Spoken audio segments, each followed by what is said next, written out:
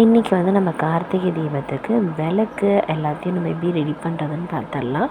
First வந்து நம்ம புது விளக்கு வாங்கிட்டு வந்திருக்கோம், இல்லை யூஸ் பண்ணியிருந்த விளக்காக இருந்தாலுமே முதல்ல வந்து தண்ணியில் போட்டு நல்லா அதை ஊற வச்சுருங்க. சும்மா 2 நிமிஷம் அந்த மாதிரி ஊற வச்சிங்க அப்படின்னா நமக்கு அது எங்கேனாச்சும் ஹோல்ஸ் இருந்தது அப்படின்னா நமக்கு க்ளீனாக தெரிஞ்சிடும். அது மட்டும் இல்லாமல் நமக்கு வந்து தண்ணி நல்லா நின்று எரியும். நம்ம விளக்கு ஏற்றும் போது நல்லா நின்று எரியும். சீக்கிரமாக வந்து அந்த தண்ணி எண்ணெய் வந்து உரியாது மண்ணில். ஸோ அதுக்காக தான் நம்ம வந்து தண்ணியில் நல்லா ஊற வச்சு அதுக்கப்புறமா நம்ம வந்து துடைச்சிட்டு மஞ்சள் குங்குமம் வைக்க போகிறோம். இப்போ வந்து பார்த்திங்க அப்படின்னா நான் எல்லா விளக்குக்கும் வந்து மஞ்சள் வச்சாச்சு. இப்போ நடுவில் வந்து ஒரே ஒரு பெரிய விளக்கு மட்டும் தான் வைக்க போகிறேன். நம்ம நார்மலாக வந்து பார்த்திங்க அப்படின்னா 27 விளக்கு வந்து கண்டிப்பாக ஏற்றணும் அப்படின்றது எல்லாருக்குமே தெரியும், நிறைய பேர் சொல்லியிருக்காங்க.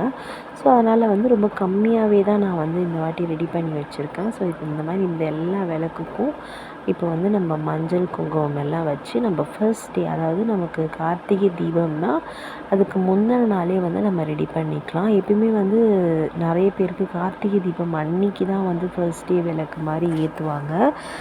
ஆனால் அதுக்கு முந்தின நாளே வந்து நம்ம பரணி தீபம் வந்து ஏற்றுற மாதிரி இருந்தீங்க அப்படின்னா 3 நாளில் வந்து நமக்கு அந்த பரணி தீபத்துலேருந்து 3 நாள் வந்து நம்ம கால்குலேட் பண்ணிக்கணும். ஸோ நான் வந்து எப்பயுமே வந்து பார்த்திங்கன்னா கார்த்திகை தீபம்க்கு முந்தின நாள்லேருந்து நான் விளக்கேற்ற ஆரம்பிப்பேன். ஸோ அது மட்டும் இல்லாமல் நம்ம மஞ்சள் திரியில் வந்து போடுறதுனால ரொம்ப ரொம்ப மங்களகரமாகவும் நிறைய வந்து நல்ல விஷயம் எல்லாமே வந்து நமக்கு நடக்க ஆரம்பிக்கும். ஸோ அதனால் வந்து மஞ்சள் திரி வந்து நம்ம காட்டனில் கிடைக்கும் மஞ்சள் திரி, அது மாதிரி நம்ம யூஸ் பண்ணிக்கலாம். அப்படி இல்லை அப்படின்னு பார்த்திங்க அப்படின்னா நம்ம நார்மல் திரியில் வந்து மஞ்சள் அப்ளை பண்ணிவிட்டு அதுக்கப்புறமா வந்து எல்லா திரிக்கும் நம்ம அதை போட்டுடலாம்.